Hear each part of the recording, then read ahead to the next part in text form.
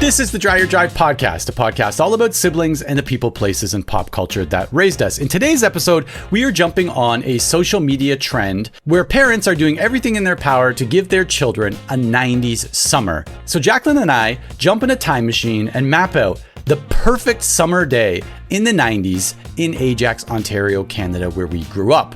We also talk a little bit about the biggest lies we've ever told, times we've almost been arrested, and we wrap up this episode the same way we wrap up every episode on the Dreyer podcast with an unhinged text message from a family member. And this week's unhinged text message comes from me to Jacqueline after I spent some time Googling our podcast. Let's do this.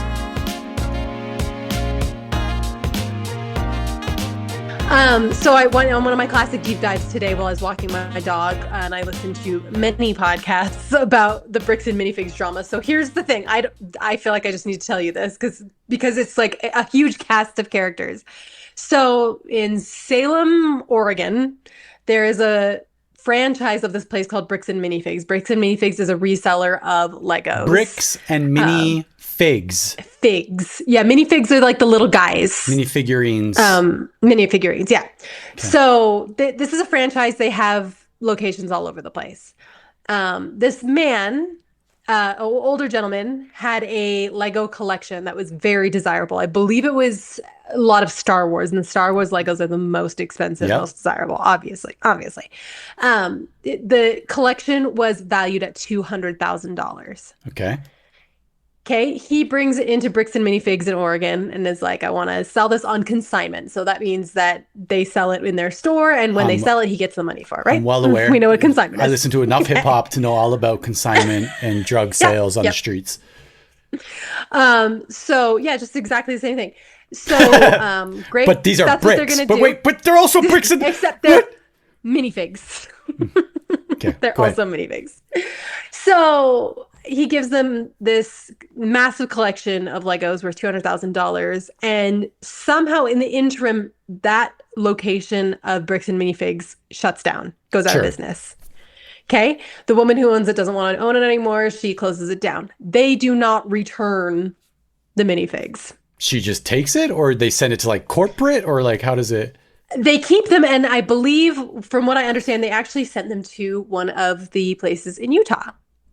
And they kind of said, like, sorry, like, you made the deal with the old franchise owner. You don't have a deal with us anymore.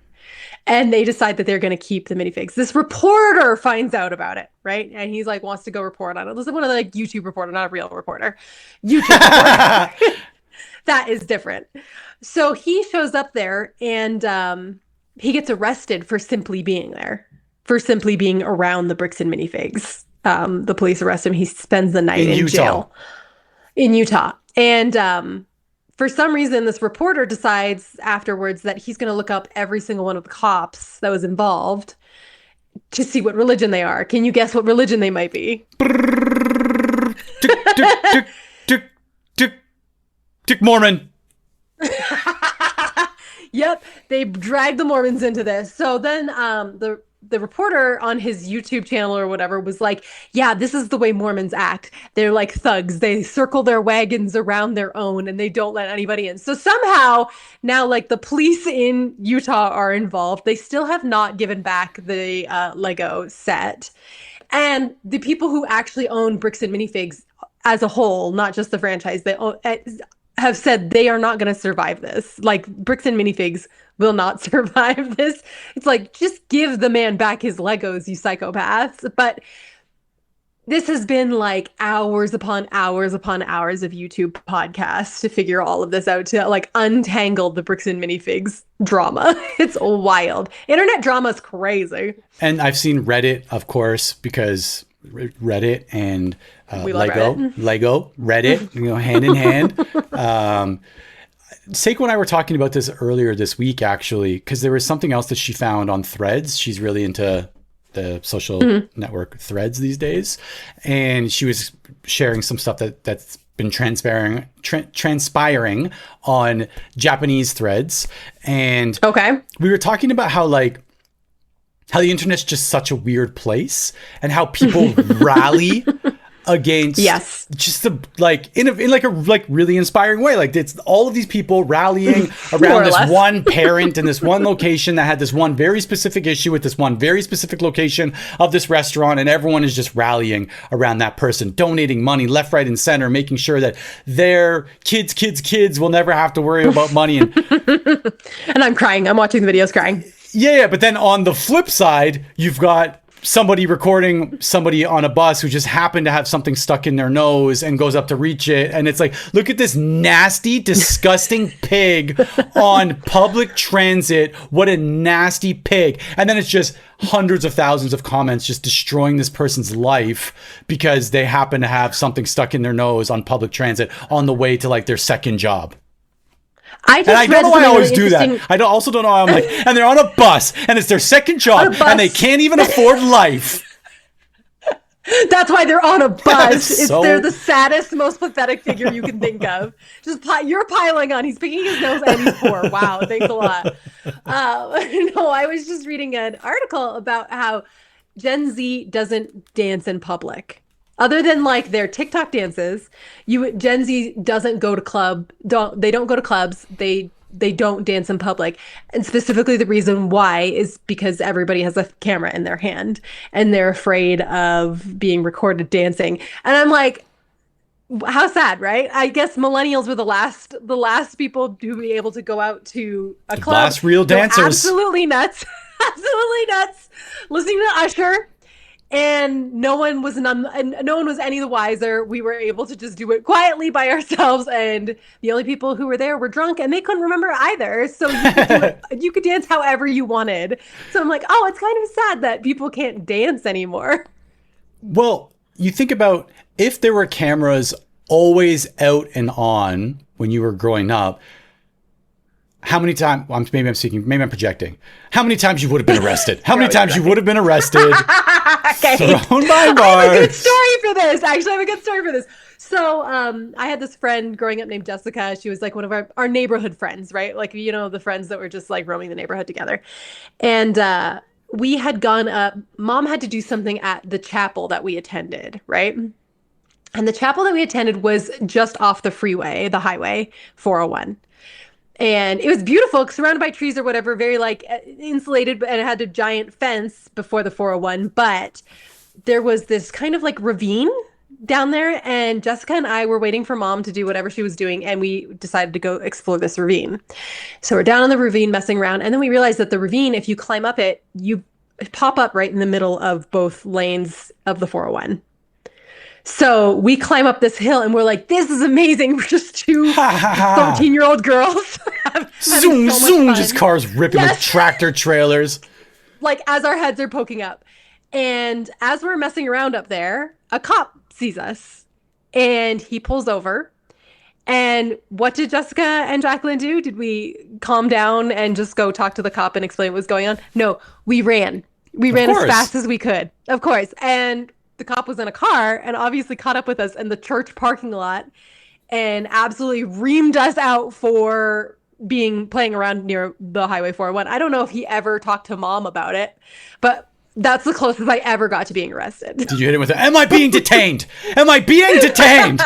Am I being detained? I'm always like, it's one of those ones that I wake up in a cold sweat about. Like, why would I run away from a cop? I was 13 years old. Like, I thought I was going to go to jail, and I thought I was like, this is the product of us watching cops too much as children, like daytime TV. You're like, okay, you see a cop, you make a run for it. You do not talk to that cop. Like, no. I need a lawyer. I'm not talking to anybody until I talk to my lawyer. What was have you ever been close to being arrested?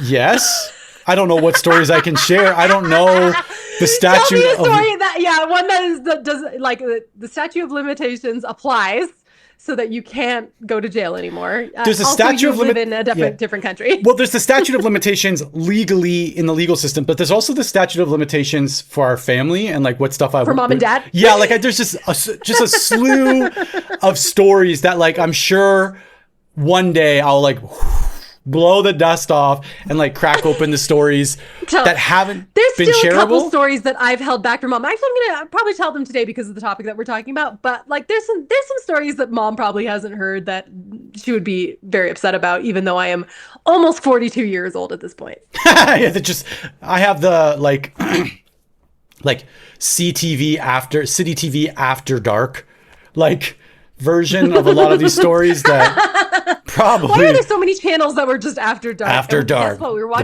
were watching all of them. The blue light, showcase blue light. I don't know what the blue light has to do with anything. I can tell one. There was one time where I must have been like 8, Dan was 10. We were going to the community center with another neighborhood kid, Steve, and we went. It was while the Ajax Community Center was being built into its current form, so it was being like renovated. It used to be like a smaller thing, and now like they're building multiple ice rinks and squash courts and like the whole thing. And so so we went there while it was being made, because Steve had told us that like if they just leave, the construction teams just leave spray paint out, and so you can just go and spray paint like the stuff that's there. And so we're like, bet this is amazing. Easy. Yeah, easy peasy. These guys are so stupid. They just leave it out there. Like, they don't think that we're going to go pick it up and spray paint their like hard work. And so we go to the community center. We get the spray paint. We're spray painting. I think I'm mostly observing. And cops show up. Like, whoop, whoop. They're saying, you know what's really weird too? Like, I actually, this is so weird because I also mentioned this to Seiko this week because I had a very similar conversation. It's just weird, really weird that I'm talking about this 50 times. You know, when you sit down with your spouse and you're like, when was the last time you almost got arrested? Well, because this is what I was saying. Where I live is very Ajax-like. Like, there are kids roaming the streets, double up on bicycles, riding in the middle of the streets, trying to like get people to get angry at them so they can yell something but then they whip out a phone and they record it, right? Like that's the whole thing. And so I remember saying to Seiko about like this whole thing, if there were cameras, I would have been arrested, blah, blah, blah, blah. So anyway, the thing I was going to say before I got derailed on that little side note was when we were growing up, adults, not just our own mother, but like adults in Ajax would always have this weird advice where like not snitches get stitches, but like if you ever get stopped by a cop and it is a female police officer, don't give any back talk and don't give any, just listen to what they have to say and just shut up and move on with your day. And it wasn't just like because our mom gave that advice. Everyone's like, they're always out to prove something. And this is not about that. I'm saying this is not my opinion. This is what I was told growing up. Like, especially if it's a female police officer, just don't say a thing. So we're at the community center. Cop car pulls up, whoop, whoop, and a female police officer gets out. And right away, my blood pressure, my heart rate, everything. I'm like, oh my gosh, everyone's been warning. Like, what is she going to do? And so she's like, what are you guys doing? And we're like, like nothing, right? And as we're talking, our cousin Matt walks up the hill, because there's a hill to the soccer field in the front of the community center. He walks up and he's like, what is going on, guys? And he knows us. And he sees the police car. He sees his 2 little cousins getting in trouble here. And she's like, what's your name? And he's like, Matt, why? And then right away, that sends her into a rage. And she's like, what? When a law enforcement officer asks you a question, you don't ask any questions back. I'm asking the question. Well, rips, like just tears into Matt and sends Matt Which back. is funny. A reminder that Matt, it was extremely tall. Like he was a very imposing He was born figure. 6'5", 6'5" and like 3/4. Those Frankenstein shoes that he had to have specially made for him. Those Birkenstocks that always just, anyway, he was just a gentle giant. So he shows up, he gets sent home, and should get out of here. And he's like, she's like, literally like, go home. He's like, oh, well, like, I tried, guys. I did my best, guys. I tried. I'm fairly certain we got brought home. Nope. And I'm fairly certain that they told mom and dad at that point. And we were warned, I guess, never again to spray paint the side of the community center, like construction walls with the paint. But that's one time where I guess like close enough, right? I think. Yeah, that was a close call. We talked about the forest fire I think a couple episodes ago. That could have went either way. Okay, so in my brain, Daniel has been arrested. Am I correct? No. Has he been detained? Under accusations? Okay. Yes. I believe in my head, when he got in that fight with Terry. No, he didn't get arrested. He didn't get arrested, no. But there was one time, there were multiple cases. There was one time where the police came and they're like, we suspect that Dan is doing these things. And mom invited them into the house to search his room, which... Pretty scary. Pretty scary. Me just trying to read Anne of Green Gables while police are searching rummaging through drawers, rummaging through the buffet. And they're like, who owns this Glass Tiger cassette tape? Who's Where Michael did this McLean? What are you? Michael McLean. There was another time, I think I did tell this story where the police came and picked up Dan under the suspicion that he was stealing PlayStations and like selling them on the street.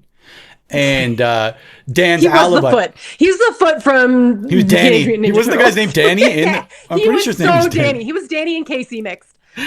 So they picked him up. They brought him to the police station, I think, to like question him. And he was like, I was fishing with my other friend, Mark.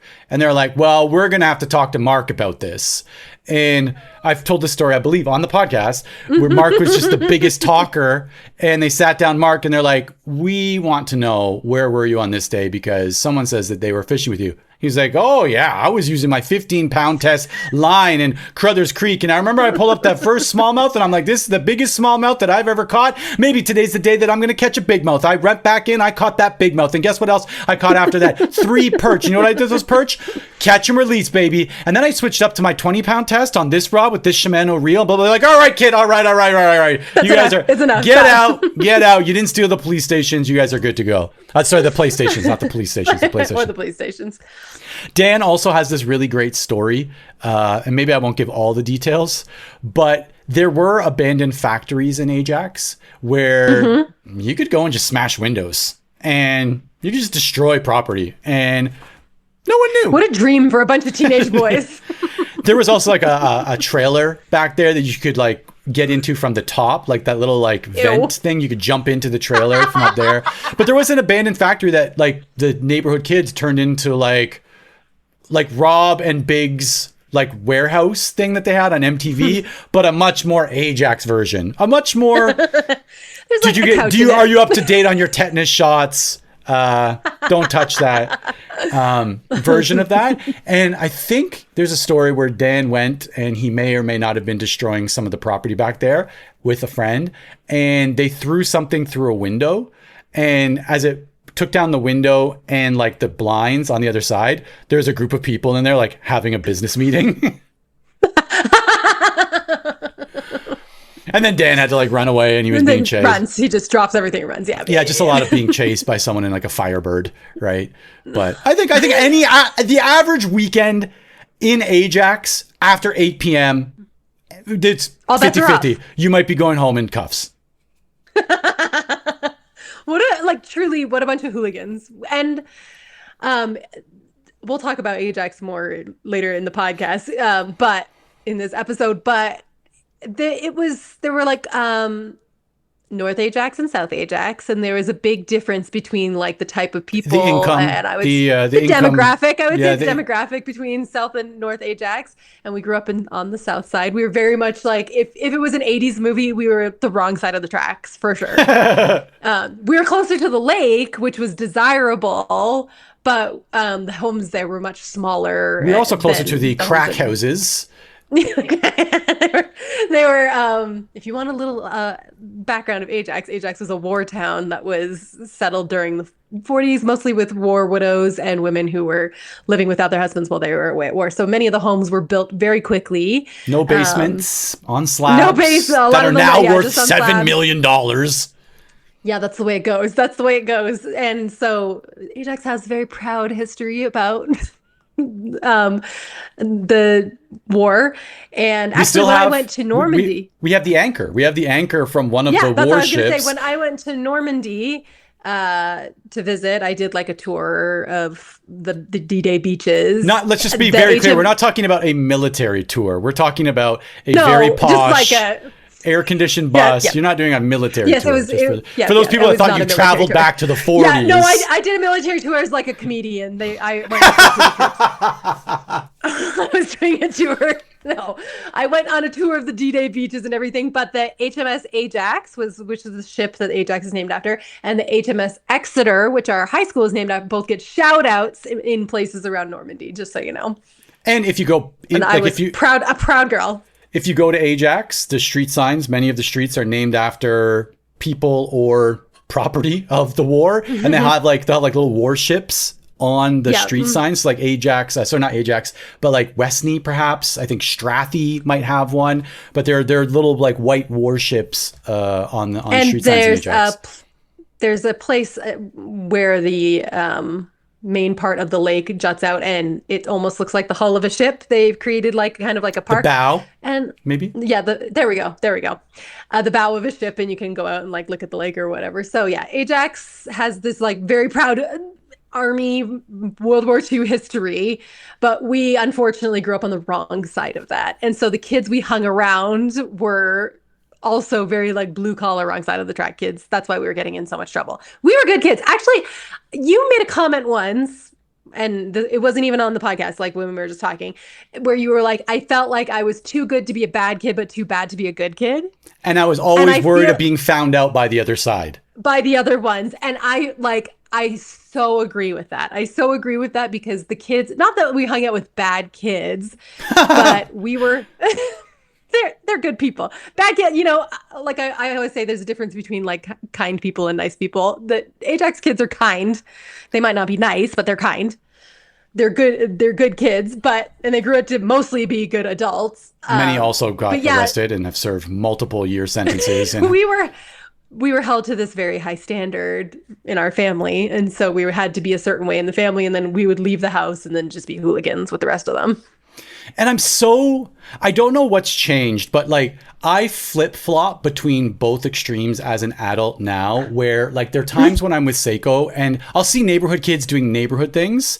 And I'm like, they're just kids. Like, just let them be kids. Let them be. Just let them be kids. Okay, they're riding their bike in the middle of the street. Like, who cares? Like, let them be a kid as long as they're not injuring other people or themselves too much.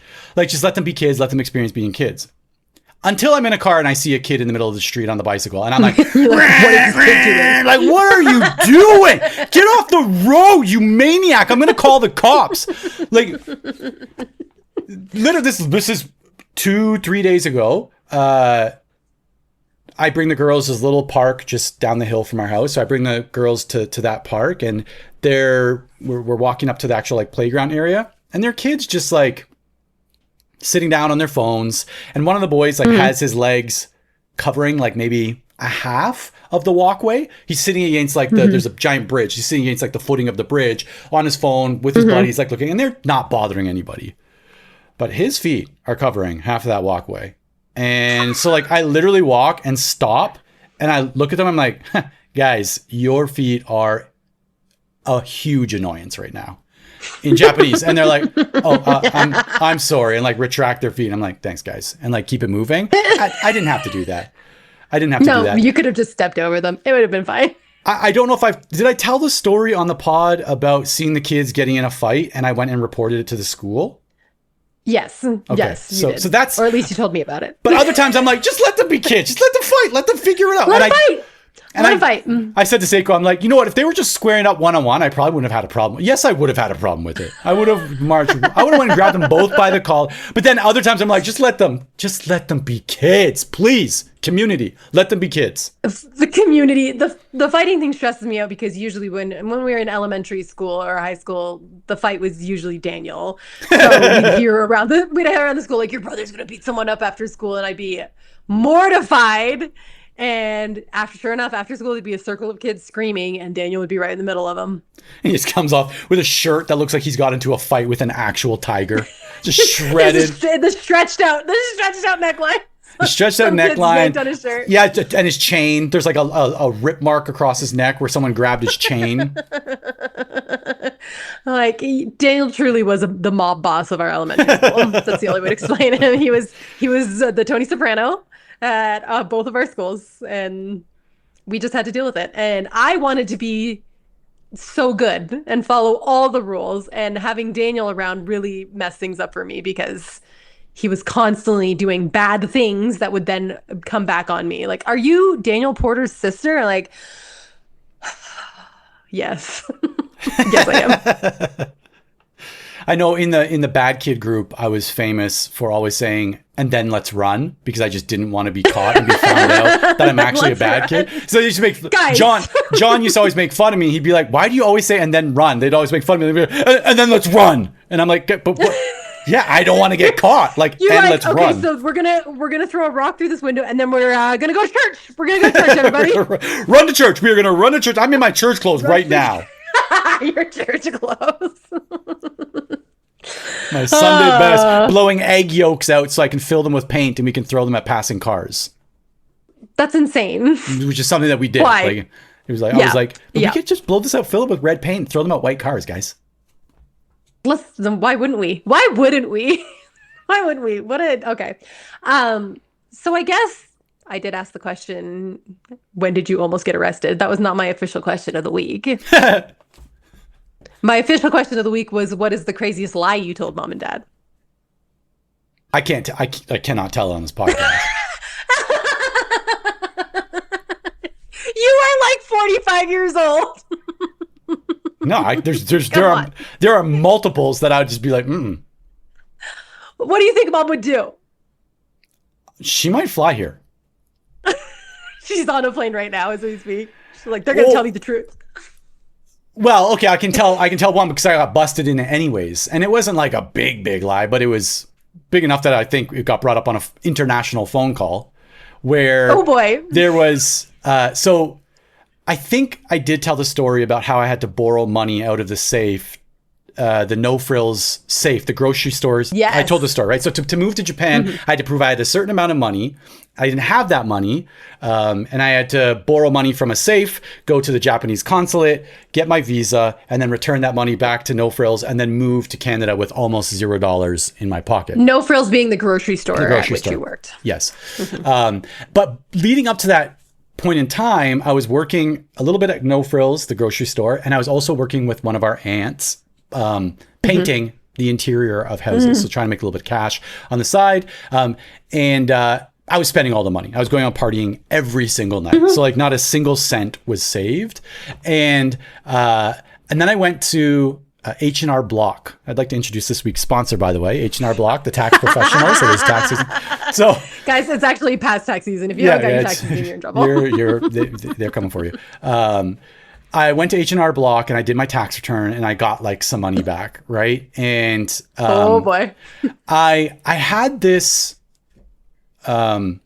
toolbox that Dad had given me when I was still living at Dreyer Drive, and I painted it red, and then splatter painted all these different colors. And it was where I put a lot of things I didn't want discovered. Also, it's not a great, you can't, so I put things in there like I didn't necessarily want discovered. There was a digital scale in there. There were used things in there. Anyways, there's stuff in there that I was like, maybe this is stuff that just stays hidden.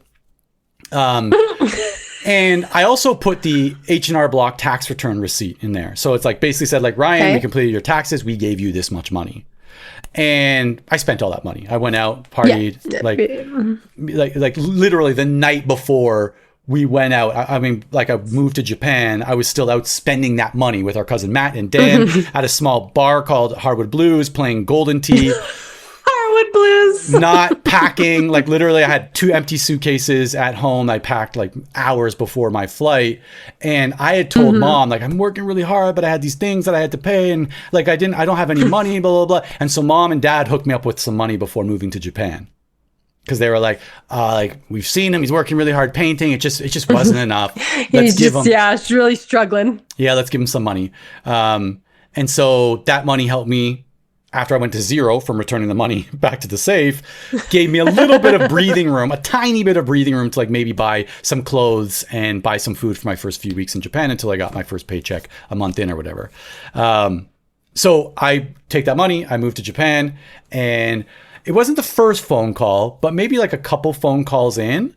I guess Mom was in cleaning out the makeshift room that I was, and she found my very conspicuous very conspicuous. It's just the most obvious thing. Like, what is this giant red splatter painted? Do not enter, like skull and crossbones on it. And she opens it up, and like sitting right on top is the H&R receipt. Yeah, sorry, what is it called? H&R Block? H&R Block receipt. Like, we gave Ryan money, and like she saw the date, and it was like literally like 3 weeks before I left, and she was like, but what? And then I remember having a phone call with her, and she was like, so I was cleaning out your room and I found a toolbox, and I'm thinking all the other things in there she could have found, or she likely did find, but maybe just didn't want to bring digital scale. Maybe she just didn't want to bring it up. Like, maybe she just didn't want to bring up certain things. She was like, but I found the H&R Block receipt. And I was like, and then she just hit me with like the disappointed speech. And I'm like, Mom, I'm in Tokyo. Like, I'm really sorry. There's nothing to do about it right now. Yeah, I'm in Tokyo. That's why I went to Tokyo. Yeah. So that's like a little lie that was busted. They did kind of get me back because they sold my car while I was in Japan. I came back, and that'll do it. You took out the sound equipment, right? Like, I spent lots of money on that, and that's all. Anyways, so just maybe someone in a Volkswagen Rabbit bumping the craziest sound system you've ever heard. Maybe they clawed a little bit of that money back from the sale of that car. But yeah, that was a little lie that I got busted in, and definitely not the worst lie, because those lies will never be exposed. Those are in your mental toolbox. Yeah, those are in my mental splatter painted toolbox. Deep inside of you. The worst, so the lie that I was thinking about, like, I got caught in lies all the time. I feel like we've talked about this before, I'm a pretty good liar. Okay, like, you can't say one sentence like, I got caught for lies all the time. I'm a pretty good liar. You can't say those. That's because that's the lie, and I'm catching you in that lie. So not only we're seeing both in action here. You were saying you are a good liar. I'm catching you in the lie. I'm taking averages, okay? I lied a lot, and on average, I was a pretty good liar. Sometimes I got caught, and like there was one time that I did the same thing. I was supposed to be saving all my money because I was moving out, and instead I spent it all on a yellow juicy sweatsuit because J-Lo. Wore it to work every day, and when Mom said, "Where did you get that?" I said, "My friend bought it for me." Like, you know, when your just normal platonic friend buys you a juicy sweatsuit. Happened to me all the time. There was one time that the lie got caught. It has something to do with that. So here, I'll just have to start from the beginning. That I used to work when I was between the ages of 18 and 19. I worked at a recording studio. Do you remember that? Yeah, we talked about that. It was like So, but I was dating my now husband at the time. And I wanted to go visit him. My boss was not okay with me taking time off to go visit my American boyfriend. So I had to make up some other story. Which also sounds sounds like a rock song from like the early 2000s, like My American Boyfriend. My American Boyfriend. Like Avril Lavigne, My American. Yeah. I had my American boyfriend, and I really wanted to go see him, and I was 18 and very dumb. And my boss was very, I don't know what the word is. Like, he was very, like, he wanted to know everything about my life all the time. Like, I couldn't just say I need to take time off. He wanted creepy. To know why. I think the word you're looking for is creepy. Yeah, creepy. There's definitely, like, when Me Too happened, I was like, oh, I was definitely Me Too'd by this man. Like, between the ages of 18 and 19. He was very creepy. But I won't use his name. We won't use his name. But I made up this lie that I had to go to my best friend's wedding. And my best friend was in Alberta. Because in my head, like, Alberta and Utah, like, they're kind of similar. But also totally different. They're totally different, but I felt like that was like, you know, the trick to a good lie is sticking close enough to the truth that there's like plausible deniability there. So that was what I came up with, that I was going to go to my friend's wedding in Alberta, and I was a bridesmaid, so I had to be there. I had no choice. And he was like, didn't want to give me the time off, but finally gave me a week off. When I came down to visit my American boyfriend, it was when he surprised me and proposed. So I became engaged on that trip. And I didn't know what to do about it, because then I was going to have to go home and tell my boss, like, oh, and I'm engaged. Also, I was at this wedding, but then I also got engaged. Here's where Dad comes into play. Okay, so I have this lie, whatever, everything's going great. I'm like sending emails from being like, so Alberta, going great. I'll be back in 3 days or whatever. Dad, upon hearing that I had gotten engaged, when I was born, the night that I was born, Dad went to a record store and he bought the record of the song that he wanted to dance with me at my wedding. Okay, and he had it the entire time I was growing up. This record. In his drawer. Remember, he had like the top drawer full of like all of this stuff. That little gold chain with a van pendant and one with a motorcycle. Yes, exactly. Yeah. That I loved, by the way. Sometimes I just go like dig through Dad's top drawer because there was just like so many interesting treasures. Dad's kind of like a raccoon that way. There's always just something interesting in there.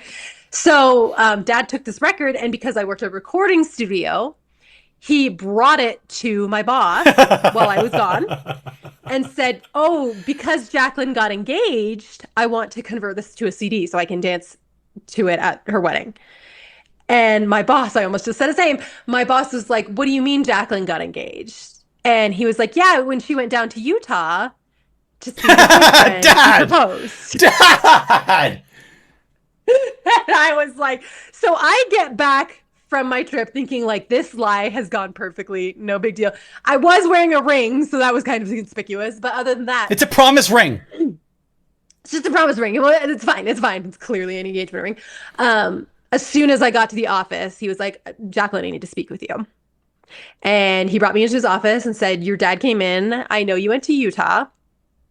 What's the deal? Why did you lie? And in the moment, I thought, you know what'll go great with this lie that I told? Another lie. Even worse, another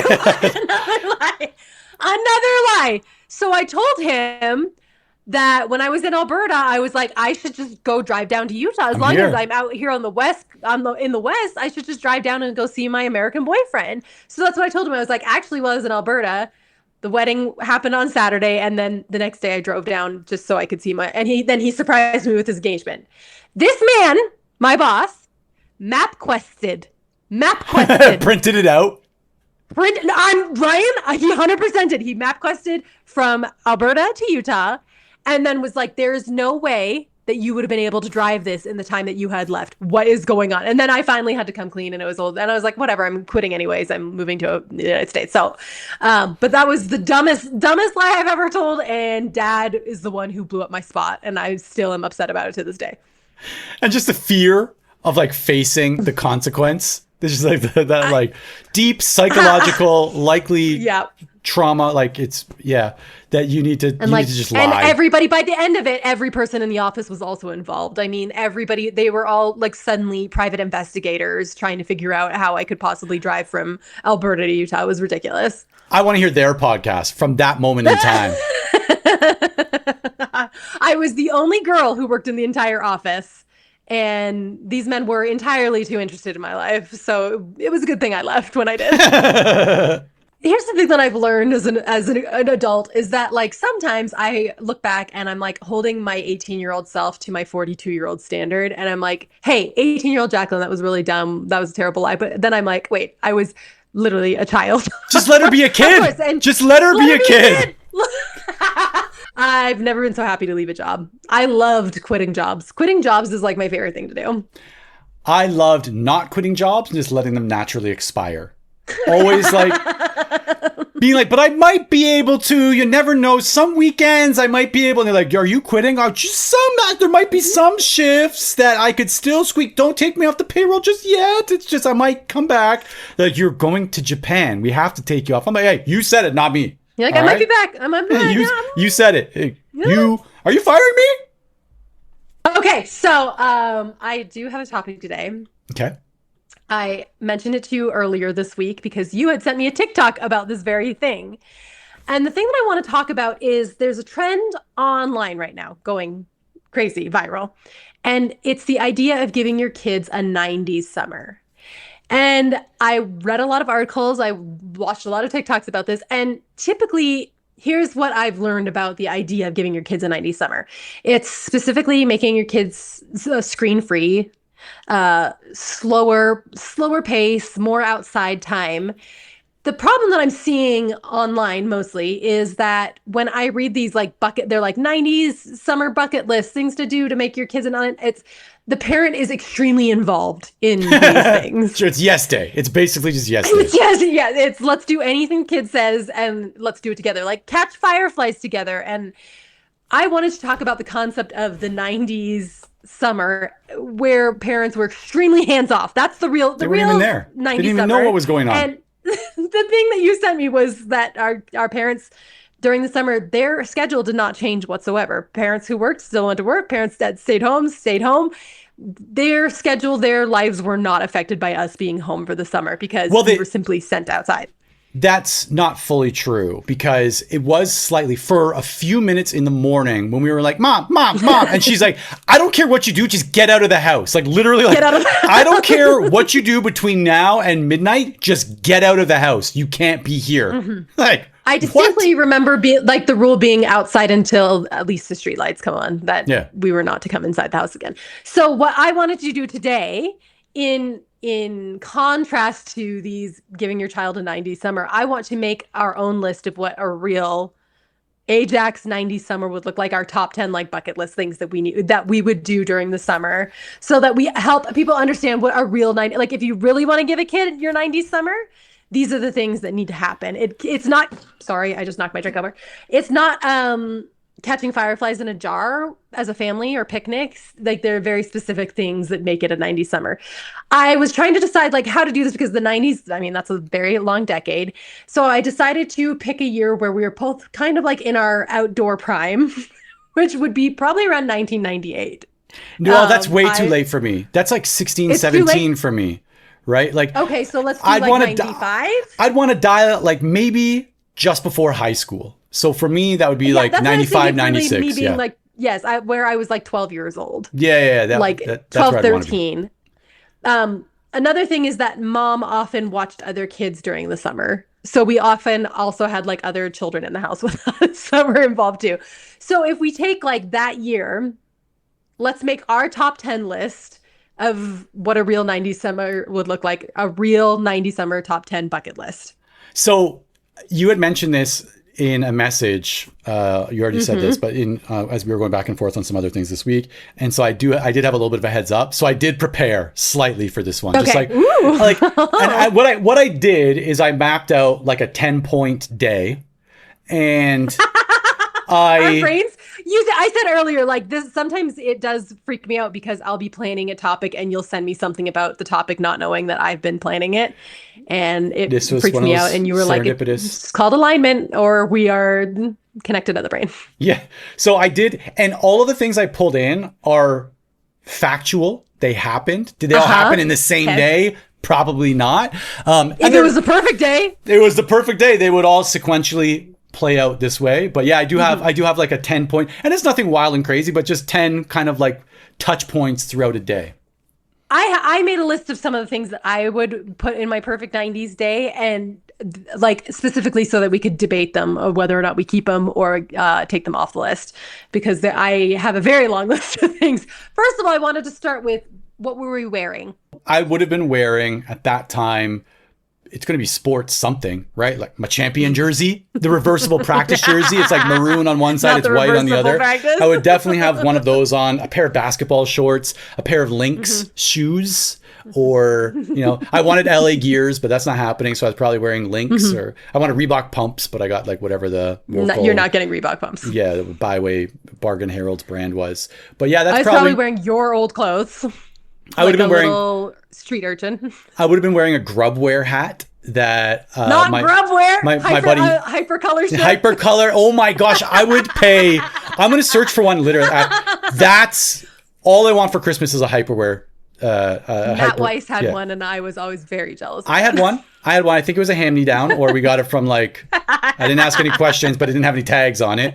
But yeah, like something like that, like oversized shoes, right? Like socks that are all bunched up around the ankles, or I fold them down over my heels, so it looks like I'm not wearing socks.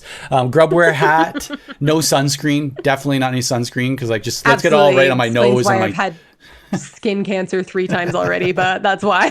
But yeah, I think that's probably what it would have looked like. And I've actually like, I've got like my day from morning till night. Like I've got it like mapped that way. Okay, so you start with mapping, and I will interject some of the things that I might add to that day to make it perfect. So the perfect summer day starts off being woken up. You are not waking up on your own clock. You're being woken up by the light switch in the basement, in our basement room, that made like an extra flicking noise when you flick it up, and it's being flicked up and down multiple times because it's the most annoying noise in the world. Like click, click, click, click, click, click, click, click, click, and the lights are going with it, and you only slept for like 3 hours, and so you're waking up, and mom is standing in the doorway. So I'm waking up in the basement room. And I'm like, what is going on? What is that noise? And mom is there. She's in a horrible mood. And she's... It's summer. All of her kids are home. She's telling me that before I go anywhere, before I have to leave the house until it's dark, that I have to cut the grass and pick up dog dirt. So it's like dog dirt. It's like before you even think about leaving this house that I'm forcing you to leave, you have to do manual labor. And I'm like, all right. And I know. Okay, I've got some things I want to do today. So I go and put on said pair of Lynx shoes, and I go out. And I go outside and I crack open the shed, like where the doors have come off of the rails. There's like rust holes through it. And there sits our rust bucket gold colored lawnmower. Where like the exhaust filter is just soaked in black soot, and you roll it out. And I want to grab that starter cord. I can hear it. I can hear you rolling it out because it squeaks. And and I want to grab that starter cord, and I want it to take like 22 times to start. It was and this is all happening outside my window where I'm where you're sleeping like a princess.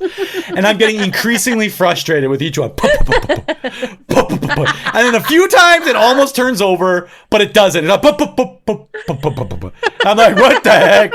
I've got to call Dad, who's just finished like a 14-hour shift. I'm like, Dad, this stupid lawnmower is not going to start. He comes out. He comes out. He starts it in one go. And I'm like, how, Dad?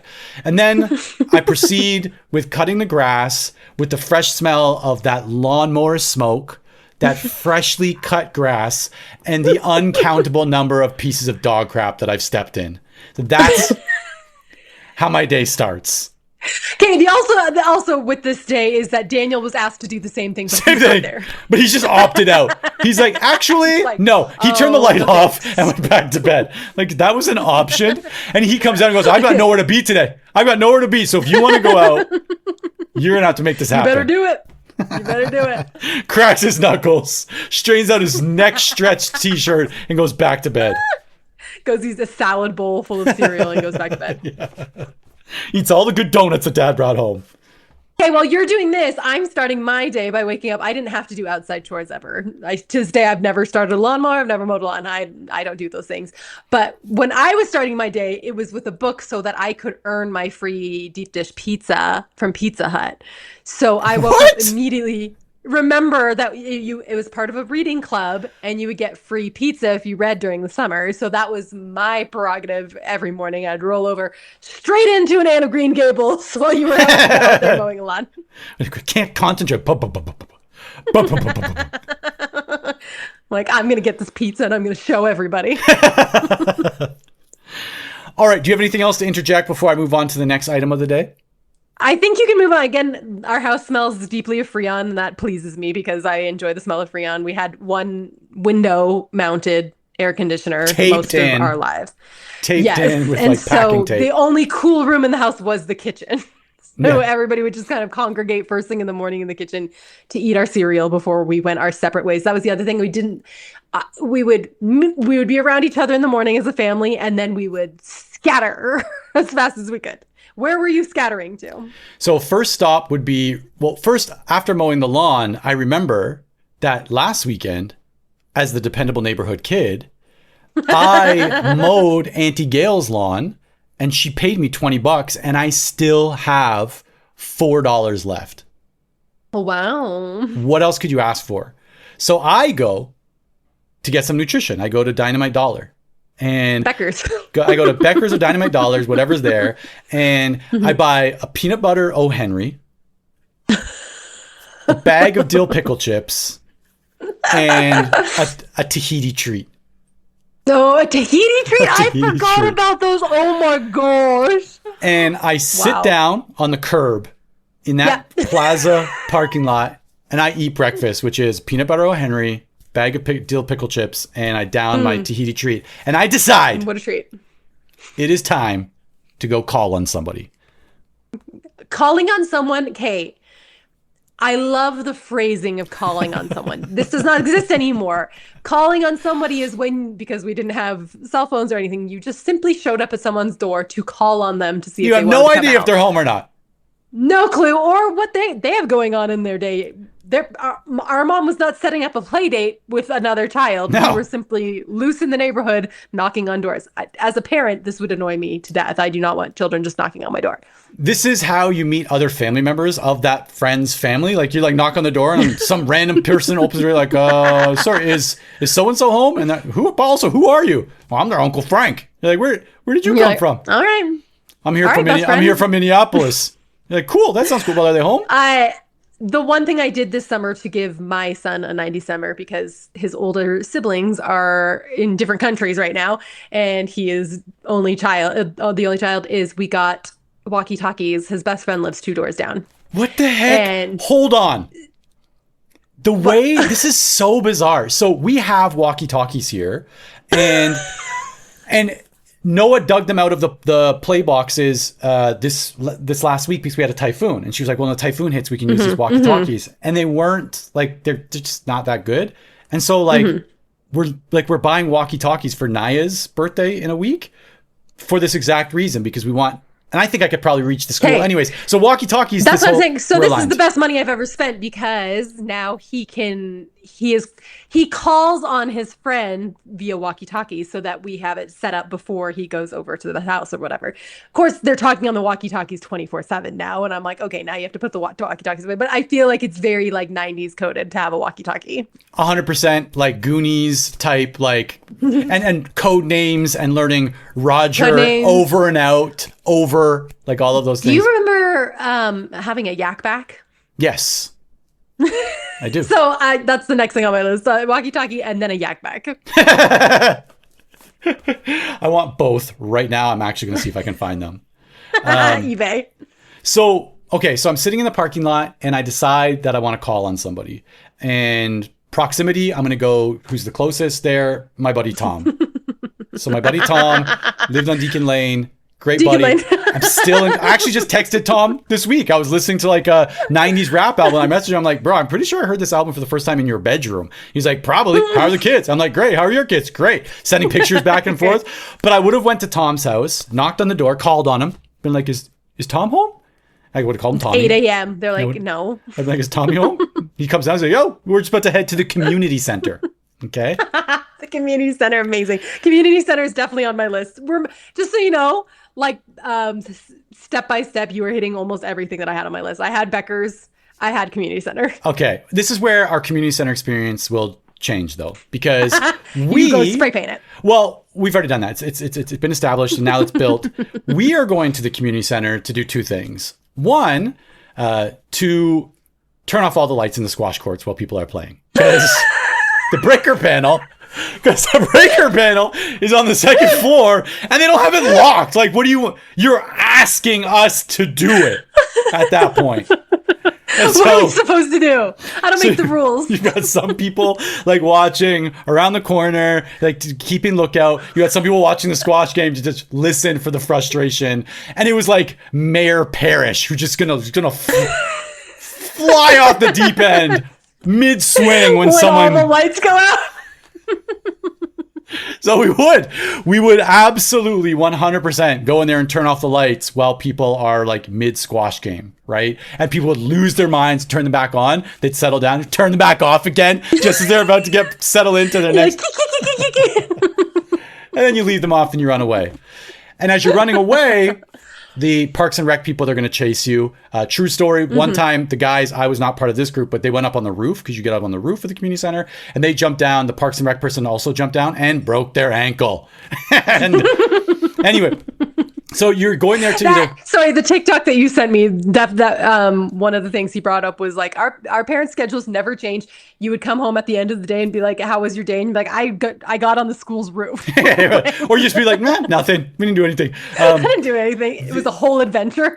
The other thing that would happen is you would go to the skating rink where there is like a paid figure skating lesson happening, and you would run across the rink on your shoes, and you would just completely interrupt, like you're like running onto the field like with Messi, or running on like the fan who just ran onto the Knicks game to get a selfie with what's his name, Wemby, right? So like so that's what we would do. You go turn off the lights a bunch of times, get chased, someone runs across the figure skating lesson, we're all laughing, people are chasing, get up on the roof, someone jumps off, breaks their ankle, and you're like, all right, what's next? We go on to the next thing. Yeah, what's next? It's 11 a.m., by the way. This is a day that's already been packed with adventure. It is 11 a.m. Oh, to be a child in 1995. One of the things I definitely had on my list, so I was a rule follower, so I would go to the rec center to go ice skating in the middle of the summer, because that's what we did in Ajax.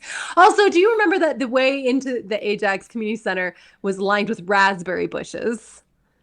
No. On the left side, when you're walking up to the main doors that face Harwood? No, it was the other way. There was like an avenue that you could go down, and it had trilliums in it. And it also I know the lined exact with one you're raspberry talking bushes. about, coming from where like the Ormstons used to live.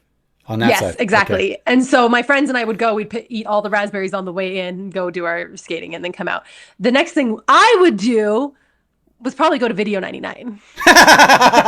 Yes.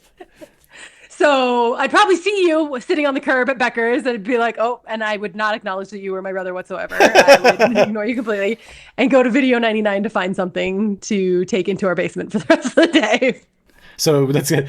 Reading books, following rules, renting a movie. Okay. That's my dream. Very similar. Very similar. I would decide that now that our community center little antics are finished, that we would now go somewhere. We would walk somewhere. So now I'm a team of two, maybe there's three of us, and we are going to now that the cops have been called on us at the community center and we need to ninja vanish, we're going to Matt's house. Why? Three words. Because his pants were the nicest. Central air conditioning. His ice cold basement and gaming consoles. We would start, because my best friend was also Matt's sister. We would go into the basement, turn on the fireplace, and watch movies in the middle of summer. It's very like, what are you doing? Like they were so kind that they were never like, so this is actually costing us $600 a month, and we're gonna need to stop that. We'd be like bundled up with our blankets watching Armageddon with a fireplace on and the air conditioner just blasting.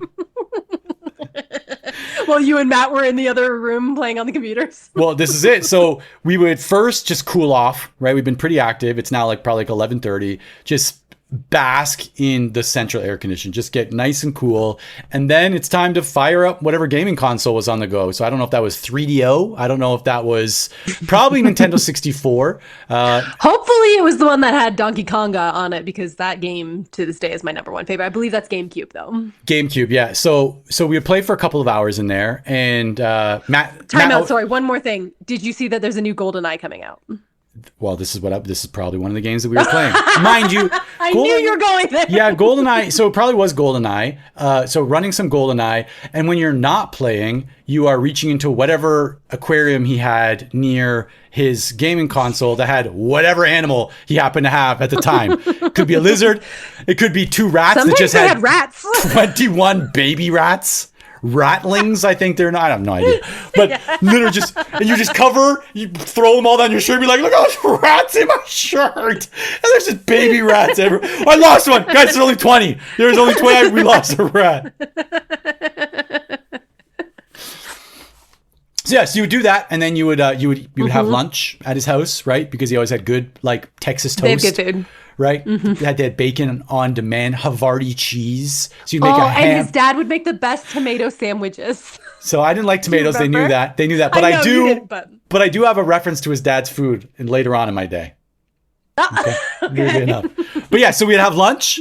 No question. Like, also just like teenage boys just raiding your fridge. And like the cost of Havarti cheese. Are you kidding me? To go out and buy. That's the thing. We cost these people so much money. We both had two sets of best friends, so we're brothers and sisters as well. And both of their families bankrolled our existences for 10 straight years. And I my feel teenage bad growth spurts were funded by that family. I need to show up with one of those like novelty checks being like, I am sorry. I need to repay all of the food that I ate for 10 years.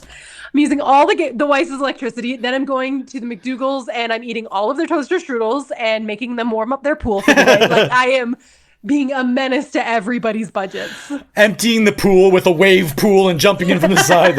Anyway. They're like, please don't do that.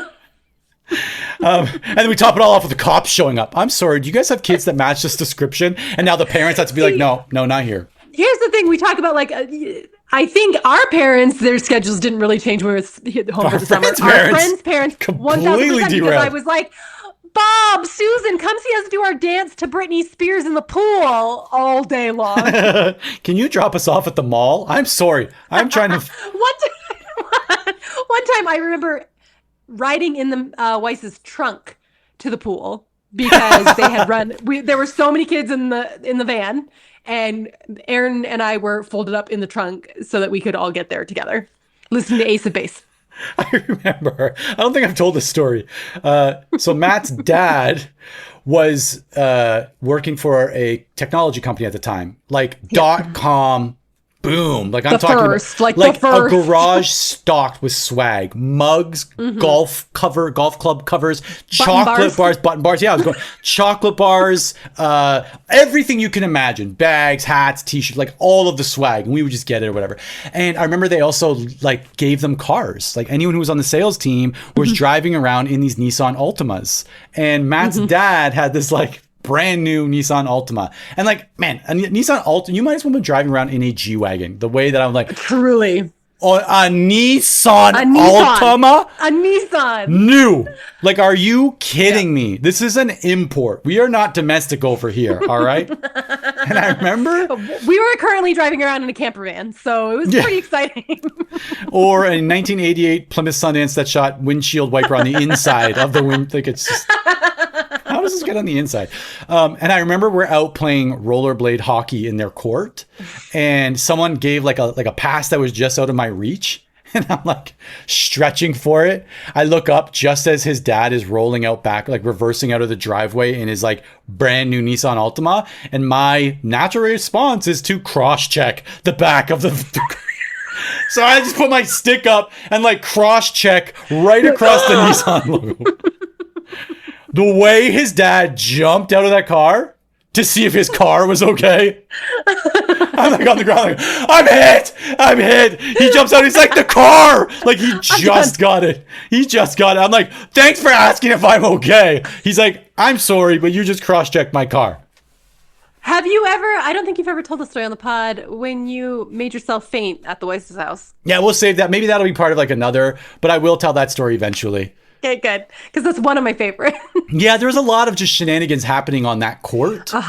In general, that his parents just always had to... It's a closed-off area. Yeah, no one's around, so it doesn't matter. You could do whatever you wanted.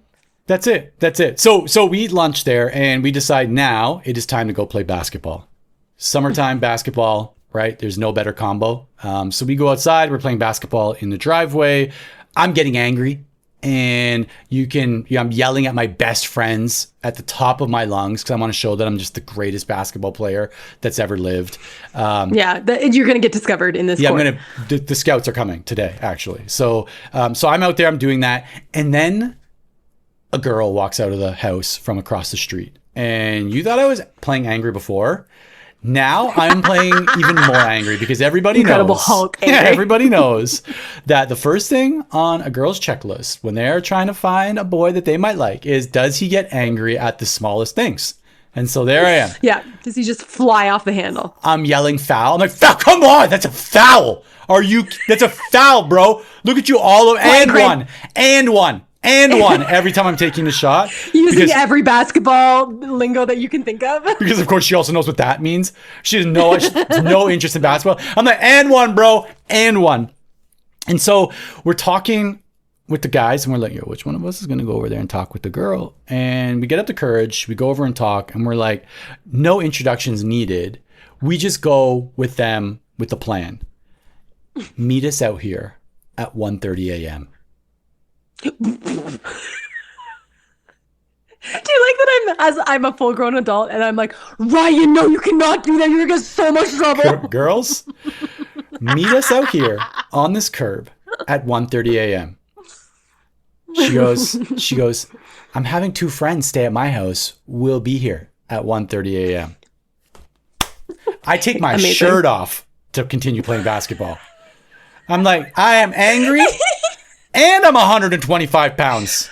So I was going to say, I do have a picture of you probably at this age. We were swimming at Miss Ross's house. Our beloved 5th grade teacher had a pool. And sometimes we'd go have a little barbecue at her house. And I have a picture of you jumping off the diving board. And you are stretched in like either direction like this. And when I say you are skinny, you look like a spaghetti noodle. You are so skinny in this picture, and I need to find it so I can put it in the show notes for this one. Please do. I remember like my basketball coach, there's like the body fat percentage thing that you would hold on to, and it would always come back error. He'd be like, I think that means you're less than 5%. I'm like, look at me. This means you're a piece of pasta. I'm flexing. There's nothing. My nipples are tucked into my ribs. And then obviously people would know this from the podcast. You have a chest divot. Yeah, I have a chest divot and butterfly ribs. So it just looked like... So dad has it, you have it, and then my middle son has it as well. It's like the weirdest genetic thing that we're like, what evolutionary thing do we need? Like sometimes you can put water in it when you're laying down. I can eat some cereal right out of the middle without any milk spilling. My son's like, why? Why of all things would I get this one? Why did I get this? Like, I'm really thankful for Poppy's personality, but this? Oh, no, you said your middle son, right? Yeah, it's Andrew that has it. Yeah, so okay, so I take my shirt off. I've got plans 1:30 a.m. and but I do need to go home and re-up. I need to get some stuff right for the night. So we walk home and we decide to take the route that routes us through Kinsman Park. Okay, and so we come in through the back of Kinsman Park, the parking lot side, through Gregory, through that side. So we come through the back. Yep. And can't believe I remember every street name. Yeah, I know.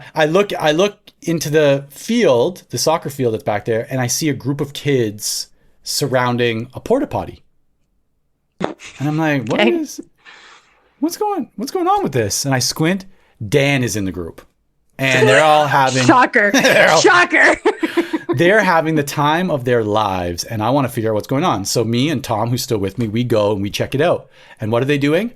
They're locking kids in the porta potty and throwing firecrackers in there while the door is locked. Like they're pushing kids in, lighting firecrackers, throwing them in, slamming the door shut, and holding them in there while just These children have so much trauma to this day. These children are like, if any of these kids are listening, apologies. I will help pay for your therapy bill if you need me to. Well, the hearing damage that was probably incurred during locking them in a porta potty and just throwing firecrackers in there. So we're all laughing. It's the greatest time of our lives. So I'm now joining. We're thinking this is hilarious. We're untouchable because Dan is like there. And he's because Daniel's there. So I'm the youngest in there, and I'm just enjoying life, thinking it's so funny. Then they bust out the bottle rockets, and they're lighting the bottle rockets, but they're not putting them in bottles. They throw them up in the air, and as they fall down, they like light, and they just shooting in every direction, right? So these bottle rockets, it's now this like war scene. The things are flying. We're dying laughing. They're hitting us in our face, exploding on our necks.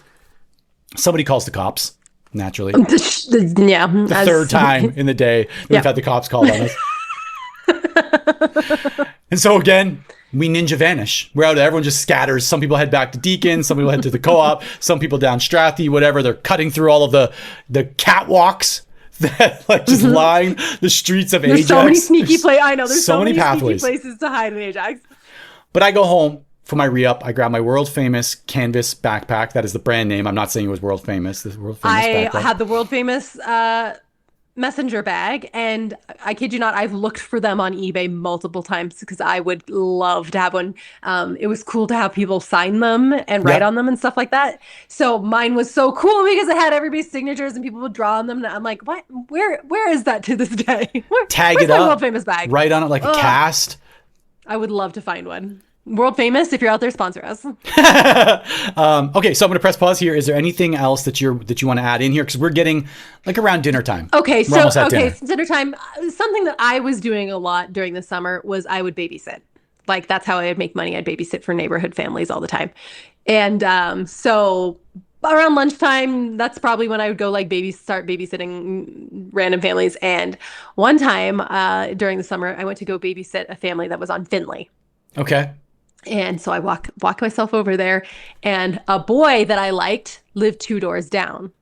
And I told him, guess what? Apparently we're related because I said, guess what? I'm going to be alone at this house with children if you want to come over.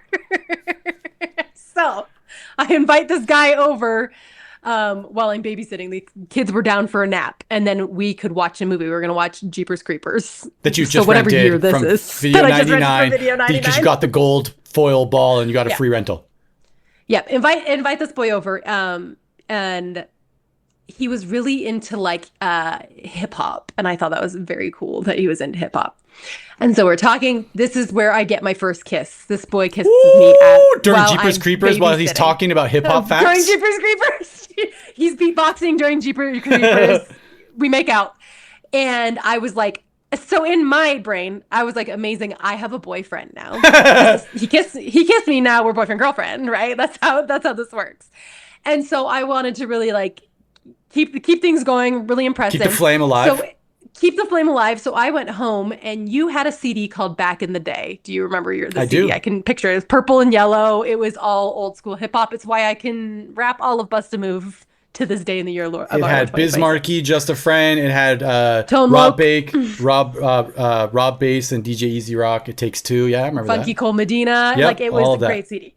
So I go home, and I was like, you know what I'm going to do? I'm going to burn this CD for my new boyfriend who loves me very much. Who has just a roster of all the babysitters he has kissed and he is going to kiss Ryan? in the summertime. So I burn this CD, and I'm like, he's going to love it. I bring it to him. He never spoke to me again. The thrill of the chase. The chase, and that was my summer romance. That was my summer love. Yeah, speaking of Jeepers Creepers. So I can't listen to Funky Cole Medina or watch Jeepers Creepers ever again without getting my heart broken. Just a 3-day downward spiral. So that's what I was. While you were getting arrested, I was just getting my heart broken by a neighborhood boy. I can't believe you invited him over. I don't know what I was that thinking. not in the babysitting contract? Like, I no really boys? wanted a boyfriend because all of my friends had boyfriends, and I was like, "Oh, I like this is how you do it." I can't believe you invited girls to leave the house at 1:30 a.m. Like I think we were both doing things we were not supposed to be doing. Yeah, I think that's also fairly high up on the, it's not that bad list, right? I think anyway.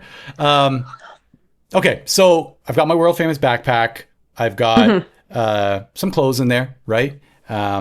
And I decide that it's time to go back to Matt's house because we're having a sleepover there. We've got plans. Did you ever do the thing at the Wise's house? Oh, sorry. Now I'm like flooded with all the things we did at their house. We would turn off all the lights. One of us would hold a knife, and we'd play like Psycho Killer. We'd play scary music, turn off all the lights, and pretend like one of us was a psycho killer and was chasing the other ones around the house with a full knife, with a real knife. No. Okay. Because that is psychotic. Yeah, what it I was pretty would do- psychotic. But you know what? What I would do is eat a dill pickle and pretend that it made me really hyper and then run around his living room and dining room and be like, I ate a dill pickle. I'm so sour. I'm so crazy. Not a dill pickle. And they had a dip. Oh, it was called Hell of a dip. Hell of a good dip. And we were like, this is so bad, we're gonna eat this dip. Can you pass the hell of a good dip? We're like, I have to say it because that's the name of the dip. So I show up at Matt's house, and it's dinner time, just in time for dinners. Matt's mom has made this incredible meal, and Matt's dad has made his famous Caesar salad. And his famous Caesar salad has this like really creamy, super garlicky dressing, and I think he also uses anchovy paste, I think. And you're already wired from that pickle. Yeah, I can't be stopped. Like someone put a straitjacket on this guy. So we throw that down the hatch. We have a few chocolate chip cookies, and then we grab our rollerblades and we go back out to the court to do some tricks off of the little ramp that we made in his garage. So we pull that down and right a little bit closer to the girls' side where we've made plans, because we know you want them to be able to see you out the window. Doing the tricks. So they know they made a good choice about this 1:30 a.m. rendezvous. I take a jump off the ramp. I forgot what it's called. I grab my like rollerblade behind me. My finger gets stuck in my rollerblades, and as I yank it out, I yank my legs out, and I land tailbone first on a manhole cover. I do permanent damage to my tailbone. You're sitting on a donut right now. But I get up because the girls were there, and I just like rollerblade around the corner to like let the pain tears that you have no control over because it's just that painful. I'm like, just went over there to see what other ramps they had over there. Came back. Other things I can get into. I'm in excruciating pain. So I hope the girls that they see the cool tricks they did. Mm-hmm. I also hope that they kind of feel sorry for me now that they've seen that I'm injured, right? Because that's also it's called making lemonade out of lemon. It's also an angle, right? We saw how angry. We know this guy's good. We saw how angry he was. He's got a whole spectrum of emotions. He had his shirt off, guys. He had his shirt off. I don't think he had nipples. He looked like a penne pasta. I don't think he had nipples, but hey. I like a quirky guy. But they notice. All right. They notice. So we go back inside. It's now the light, like it's now street lights are on. It is dark. So it's probably perfect. It's probably like 11 p.m. because those summer nights were long. We don't shower. We're like, well, I smell like grass. I smell like exhaust fumes, sweat, and also firecrackers. I have boys, and boy sweat is different. Boy sweat smells different. It is it's such a distinctive smell on boys. It's like dusty. It's a dusty sweat. It's a dusty onion. Just a really dusty onion. Mixed with dill pickles. That's my breath with anchovy paste. So we don't shower. We don't brush our teeth. We go back to the bedroom in the ice cold air conditioning, which now feels even colder. We eat some chips. Play Pokemon Stadium. Yeah. We eat some chips. We keep on sneaking up, and we eat every single chocolate chip cookie that's in the house. His mom made 96 chocolate chip cookies. We eat them all. They're so good. I would kill for one right now. Yeah. And sorry, this is a complete side note. The last time I went to visit them was probably, I think it was just before I was getting married, or I think it was just after I got married, perhaps, actually, because Seiko was with me. So I think Seiko was with me. Seiko was with me. Like someone was with me. A female was with me. It was Seiko. We went and visited them, and his mom made cookies for me. Like in a Ziploc bag, like handed it to me as like we were going back on the road, and we were going to like Banff and some other places because they're in Alberta, and I was out there for work, and she's like, and I made these for you, and like handed me some cookies, and I'd raved about them nonstop, where Seiko had like a bite and was like, you know what? I'm going to let you have the rest because I ate them all. Like I morphed back to like 14. A singular tear is rolling down your face as you're eating them. Yeah.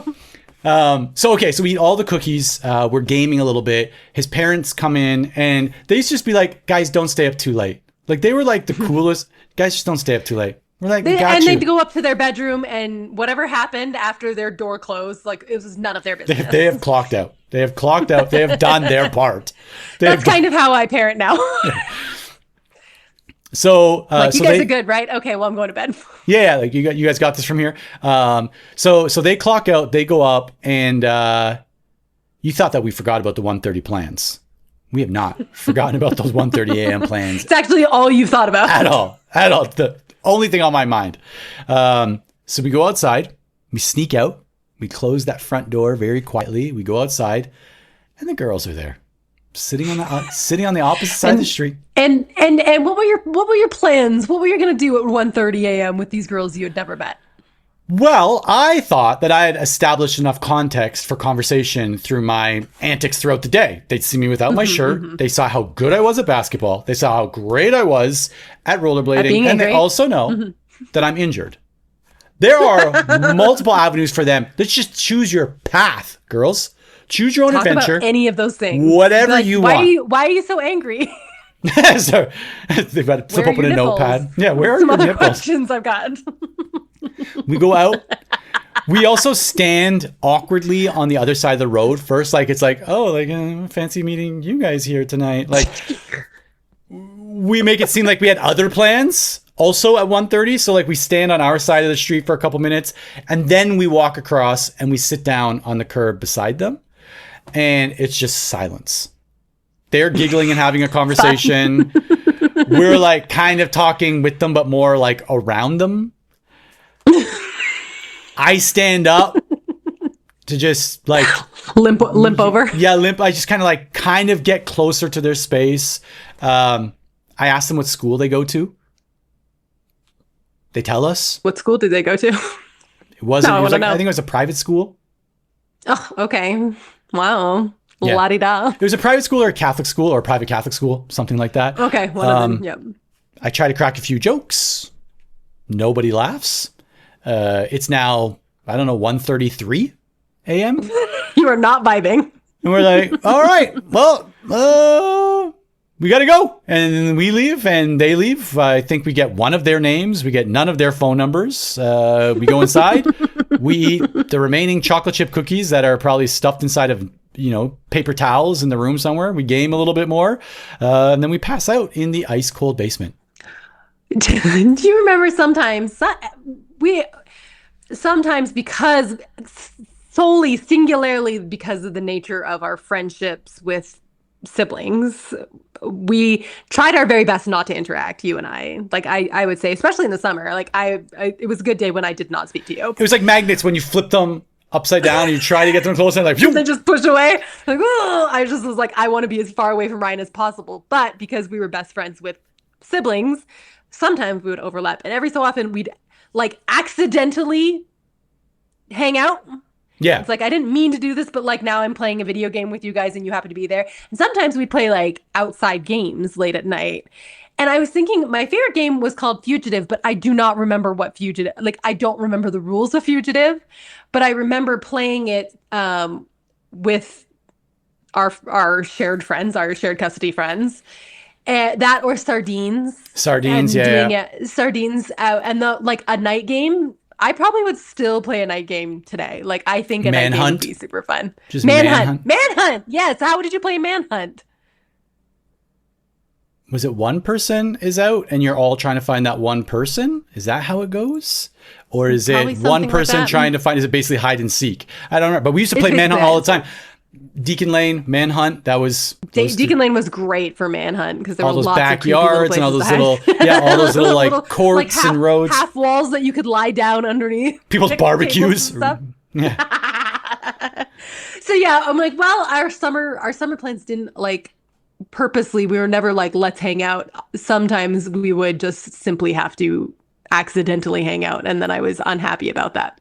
For all the things that I can remember about my childhood, or that I think I remember, because I'm sure that people from my childhood, or from like our collective childhood, that it's not just mine, but it was mine, but people that like some people listen to this and they're like, yeah, that didn't happen. Or that is not what happened. No, that's not, actually, it wasn't him who did that. It was me. Or actually, that's like, that's how I imagine it. Like people just like fact checking all the time. You're like, should I tell them? But I'm out here just telling lies. No, don't tell us. Just let this be the version of history that gets heard.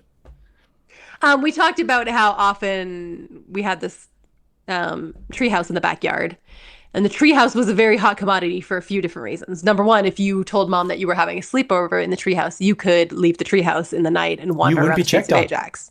Yeah. Never. Mom did not care. Once she clocked out for the night, she was not checking on us in the treehouse. Or number two, the treehouse had 2 cots in it. Sometimes if you came home after curfew, and mom had a very strict curfew rule that the door locked at your curfew, and you were not let in the house. If you missed curfew, you were not in the house. The door was locked. Sometimes you'd sneak in different ways, but like the front door was always locked directly at curfew. And so the treehouse was great because there would be a cot back there, so you could always go back in the backyard and sleep there. Sometimes I'd go back there and Daniel would already be sleeping there. And then that was a bummer because then there wasn't a cot left for me. Where am I going to sleep? Friend. Where am I going to sleep now? I just got to go find someone else's house. Now I've got to go wake up mom. And she's going to be real mad about it. But the treehouse was like my favorite part of summer. Dad built it from nothing. He just out of his brain. And it was the best little treehouse in the whole world.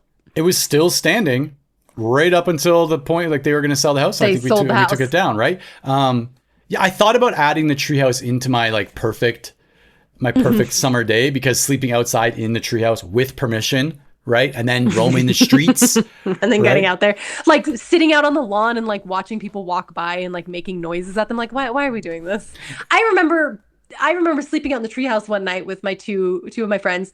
And like we were young enough that we were still sleeping in nighties. And like, do you understand? Did mom put you outside when you were 3? We were young enough that we were like I had this like flannel, of course it had cows on it. I had this flannel cow nightie with like lace around the top, and we were out roaming. Were you wearing a bonnet? I'm sorry, were we Amish? I was out there. I had my Anna Green Gables braids. This is the 3rd time I've mentioned Anna Green Gables in this episode. I had my Anna Green Gables braid, and like we were just wandering through the streets in our little so Ajax was rough. But also I had no qualms whatsoever wandering the streets at 2 a.m. as like a 13-year-old kid.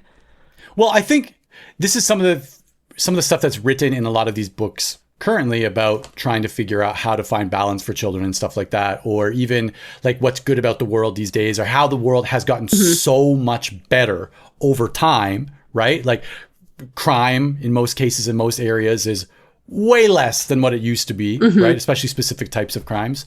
But we are so much more hyper fixated on things when it does happen, and so much more vigilant about the things that actually no longer exist, that there's this perceived risk in all of these things, right? Where that's why I don't let my children do anything. Yeah, where like the risk actually was in 1996 on the streets of Ajax. People stumbling home from Harwood Blues. People just going missing all the time. Hey, what's up? So to wrap this all up, like, I mean, that is our perfect day. When I was thinking about what is the difference between a real 90s summer, childhood summer, versus these manufactured ones that people are trying to do online. And I came up with one factor that if you want to give your child a 90s summer, if you have this one factor, it will work. And the one factor is simply paint thinner. Boredom. Oh. No, the factor is simply boredom. Children, I feel like if you want to do a 90s summer, kids have to be bored, because it's only through boredom that they reach these ideals of let's go spray paint the community center, let's go light some firecrackers in a porta potty, let's do all these things. It was because we lived in a small town and we were bored with our friends. What else are we going to do? So catching fireflies in a jar is all well and good, but it's not gonna that's not the 90s summer ideal. But throwing firecrackers at each other's faces is a little bit more aligned. That's the ideal. And putting your kid outside with a hose and saying, have at it, figure it out. Maybe you make a slip and slide out of a tarp and some Dawn dish soap. Maybe you do a car wash and try to get money from people going by. All of it boils down to boredom. So you have to let your kids be bored. And this is me telling myself, I'm going to write this down and put it on my mirror. Let them be bored. There's another factor that I think should probably be called out, at least in my brain. The other big difference is that it wasn't one day. It wasn't just like dropping them into a day and going, and today's your yes day. Today's your 90s summer day. 90s summer day. We had been hardened by the 90s. Do you know what I mean? Like we were raised by the 90s so that like none of that seemed out of place. Do you know what I mean? You said earlier in the conversation that like there's this thing where like no one's dancing anymore, right? Because like they might get recorded and it might be for other people, and it's like no one wants to dance anymore. To the point where like if people are dancing, you're probably like, what are they doing, right? Yeah. Take any one of the activities that we did growing up in the 90s and drop it into your community right now. You're going to be like, what are you doing? Like I am calling the cops. I'm calling the cops. There's children just roaming the streets at 2 a.m. This kid was sitting with his feet blocking half the path. Do you remember the concept of a block parent? Was that like the community, like neighborhood watch thing? Kind of. A block parent was someone, I don't know if they had special training or anything like that. The answer is no. It was the 90s. They watched a 15-minute VHS. But the block parent would have a special plaque that they could put in their window so that if a child was in trouble, they could knock on the door of a block parent and that block parent would help. And I remember that because I was actually reading a Reddit thread about 90s summers, and someone was saying sometimes like you'd go to a different town during the summer, whether it was like you're going on vacation or whatever, and they had brought their family to a different town to hang out with some cousins, and they were playing at the park. And the cousins wanted to leave from the park, and the kids that were there still wanted to play. And so the aunts and uncles were like, okay, you guys stay at the park. We'll go home. Well, when it's time to leave, they forgot which house they were supposed to go to. Like, they were not familiar with it. And so they wandered the neighborhood until they found a block parent sign. And then they knew they could go knock on the door. And the block parent looked up their name in a phone book. This is so old. Looked up their name in a phone book and found where they lived. And I was like, the way this entire story just like fulfilled my little 90s heart. I would love to be a block parent today. Like, please put a sign in my window. I want to help kids when they're wandering and lost in the streets. I'd like to consider myself a little bit of a block parent out here, just for to the point where last week there was a day. So Noah has graduated from me picking her up at the doors of her school to her walking maybe 200 yards through a couple of streets to the parking lot where I park to pick her up. And the kid, I stand out by the corner of the parking lot just because I want to make it look like I'm an involved parent. It's not because I am. I just want the optics of like, that dad is so yeah. look at him They're waiting. like, look at that guy. Look at that guy. And so all the kids know me because they all walk by to go to their after school programs. So like literally kids will stop. Where are you from? Where are you from? Say something in English. Like literally like this is what it's like. To the point now like where I still drop Noah off at school, but I just don't do the pickup. I wait for her in the parking lot. And like random kids coming up, fist bumping, high five, saying good morning, whatever, right? This is or like, hey Canada, like things like that as they like walk by. Seiko went last week and she hasn't done the pickup at the parking lot yet. Like, cause it's usually me that does the drop offs and the pickups. So she's waiting at the pickup. Sometimes I bring Naya with me too, cause we just hang out there. And Seiko's waiting there. And she said like kids are walking by being like, wait, is your husband Canada? Canada. And she's like, yes. Also, who are you? And I'm like, oh. Why do you all know my husband? They'll be like, tell Canada to bring Naya tomorrow. And like go on their way. And like the next one's like, oh, where's Canada and Naya today? Like asking questions. Seiko's like, okay, what is going on here? And like kids will literally come and just start talking to me, tell me random things that like maybe they should be sharing with me, maybe they shouldn't be sharing with me. I know whose grandparents are in the hospital, whose parents are not picking them up today, or who got yelled at, or who lets who watch what. Like these kids just come up and randomly tell me stuff. Let's bring block parents back. I'm going to do it. You and we're going to start. I'm going to put it up. I'm going to put it up on my window today. I live on a dead end street with block parent. They're like, I live on a dead end street with 3 houses that nobody comes down. Come in my house. I'm a stranger. I'm a block parent. All right. Anyway. Did we do it? Okay, so I think we did it, and I think this has been a learning opportunity for anybody listening. And let your kids be bored. Let your kids be hardened by the 90s. Like we were. So you're going to need a time machine. Get back in there. Some paint thinner. Get them a bike. Make sure they have a bike and some paint thinner and say, you're on your own for the rest of the day. That's what we need to do. I don't care what you're doing, but you're not doing it here. That's what. There's a hose outside for drinking water. Don't come inside. The sprinkler also.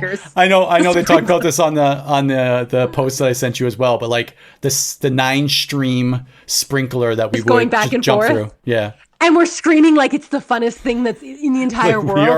We are at Disneyland. There's nothing more thrilling than those nine little water streams going slowly up and down. Landing on a soggy piece of dog poo. Being like, oh! Then you have to wash it out in the sprinkler. That you were supposed to clean up. That was on you. Okay. For my unhinged text of the week, it's coming from AI, and it's the thing that you sent me from AI, which again, for those of you just joining us, I dislike AI very much. Ryan loves AI, and I'm in a relationship. It is a constant fight. Do I think Claude has a crush on me? Yes, I do. That's the only relationship that I have with AI is that I think Claude loves me because he's constantly hyping me up and not hyping you up. So I'm just saying. But you sent me an overview. What did you search for? From time to time, I search our podcast. I'm just like, from time to time, I might just search for the Dreyer podcast. I may have just punched in there. Just to see, is anyone talking about us out there? Is there any content that's gone viral? Just for the record, two episodes ago, the Cleopatra episode, for some reason, which I could only assume is a technology issue, but the Cleopatra, no, it was not. Hundreds of downloads. We're talking over 650 downloads, I think, for the Cleopatra episode, which is exponentially higher than all of our other episodes, maybe combined. We're a little surprised. So let me just Google to try to figure out what is actually happening here. Is there a reason for this? Are people talking about this? Did Conan O'Brien send out a tweet or what was? Fingers crossed. He does love history. Maybe he was like, wow, they did a great job breaking down Cleopatra. So you sent me, when you search for something on Google and it gives you the AI overview at the top of the page before it gives you your search results, it had given us an AI overview about the Dreyer Drive podcast. And I would like to read it in full because I was very excited about it. So the Dreyer Drive podcast is a highly rated 5-star Apple podcast. This is my favorite word. Comedy and culture show. Hosted by siblings Ryan and Jacqueline Porter. Okay, last names.